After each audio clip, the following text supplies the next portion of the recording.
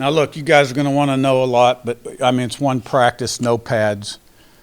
You play football with pads on. I always call it pajamas when we go out like this. Some people think it's safer that we go out 2 days like this. It's really not, but, whatever. Just tell me the rules and I'll play by them. So I thought the flow was good today. Players tried to do the right thing. About an hour, 55-minute practice.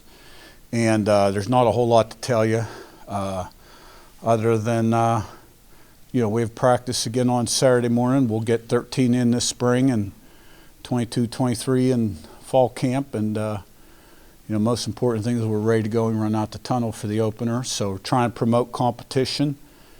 I think the defense is going to be a little short-handed throughout spring because they're missing some key guys that have played really good football collegiately in the past and that we expect to help us offense. Really the only significant guy out is Kidwell at right guard. But you're looking at Carpenter, who's a really good player. Carr's played football. Sneed's been a top backup. Jalen Walker's an excellent linebacker.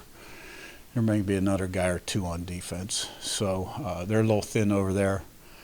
And, with Blitty leaving, which was unexpected, but he did what he did, and that's all I'm going to say about that, and we'll keep it to our guys. But we'll make progress this spring and keep pushing forward and keep working every day to improve the roster and see where we are at the end of spring in this wild world of college football and what the roster looks like in August. So you got to be light on your feet around here to be a Power 5 or any kind of FBS or any kind of college football coach nowadays because it's crazy. All right, let's go. Mike and Zach, speaking about the defense, what did you say about the numbers and the defensive tackle row? How do you manage that? And is it just We got enough bodies to go 3 teams, which is the goal. You want to be able to work 3 teams when you start your 11-on-11 stuff, and we're keeping the reps a little lower, racks of 4 right now, early on, because football movements are just so different than anything the strength and conditioning staff can do with them. It's a start-stop game, and you want to develop players and you want to keep them healthy. So we kind of build the reps up as we go. Zach and Seth? I guess, forgive an obvious question with the quarterbacks, but especially when you're in spring and you're maybe not feeling that pressure to make long-term decisions, how do you structure that in terms of getting guys enough repetitions as it goes? Every year's been a little different. But there were years at JMU where we had 3 guys that my first year there that we thought were fairly equal and that we gave them all day. And there was, and the second year we did the same thing. So Rourke went with the 1s today, Taven went with the 2s, Cherry went with the 3s. Seth and Mason? Curt, your wide receiver room has so much kind of returning production, and just it's almost rare to see how much production is already there in your wide receiver room on a college football team already. Just I guess how is that room kind of shaping out, and what are you looking for as those guys battle out? Well, on paper, you're right. It's a lot of production, and we want to promote competition at all positions. Everything's earned, not given. No one has a job. Some guys have a body of work, and I'm talking about all positions right now. But everything's earned on the field. There's no entitlement, nor can there ever be. But that room has a lot of older guys that have made plays in games, and I'm excited about their potential to help us win football games. Mason and Jack? Curt, obviously you mentioned that there's not a lot to glean from just your first practice, but kind of projecting forward when you look at this team that has so many new faces, who do you kind of turn to, maybe some on-field leaders for you guys? I think we're still developing and learning about the guys. Like in flex today,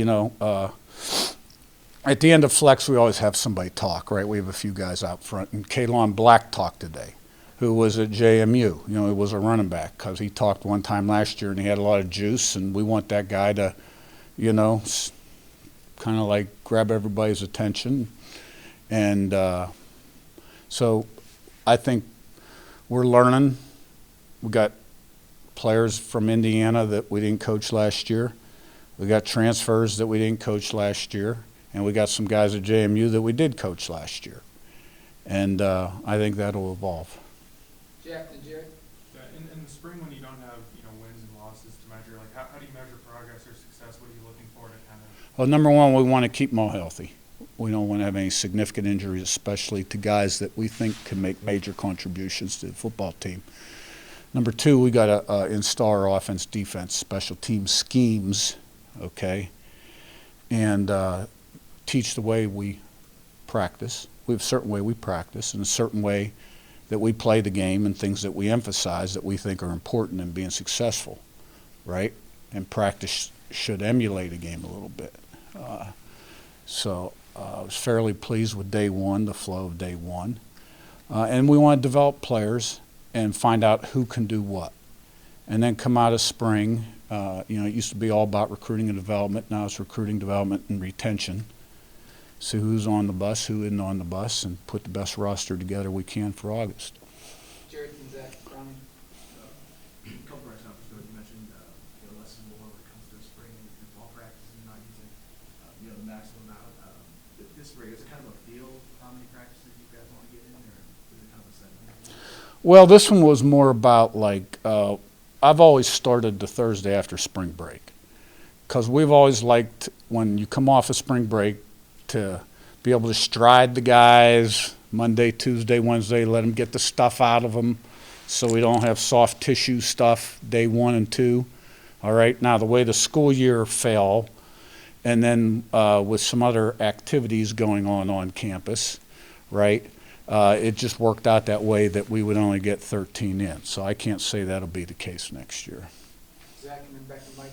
You mentioned that you like to run practices like simulated games. What goes into simulating those practice environments to make them like games to get your team ready? Organization and planning. Mike. Yeah, in terms of, you mentioned kind of evaluating, are you a big guy with position changes in terms of like, especially with taking over, do you anticipate a lot of that, or is that just something that's kind of, you go kind of evaluating players a little bit? Well, you want to put your best team on the field, and you got strengths and weaknesses, and if you have an abundance somewhere and that guy can be a starter over here, I think we all do that as coaches. I've got a history of, we've had some offensive guys that weren't first teamers go and played DB, and a couple of them had pretty lengthy NFL careers and so on and so forth. So, we're trying to put the best 11 on the field, but we don't have to do that today. But like you saw Toomer out there at strong safety, for instance, right? And he's played some corner, and that's just a situation where we have some corners, right? And we wanted to take a look at him at strong safety. Joe, row 2, last one. Coach, you mentioned Caleb and how he used his voice at JMU, he used his voice here today. I guess what's the importance of that in day one, having a guy like that step up? Well, day one, it's how you do things, and this was new for everybody today. It was new for me to go out on the field and practice there. Like, how do I even get to the field from my office, right? I learned that today, the shortest way. And then, I go out there, and the tight ends and receivers and running backs stuff is in the wrong spot, so that was new, right? It was a good day, and so Kalon was sort of showing everybody else kind of like, sort of how we do it. Everybody's different and does it different. Not everybody's going to get up there in front and talk, because those are sort of like the guys you think are going to end up being like leaders, right? So.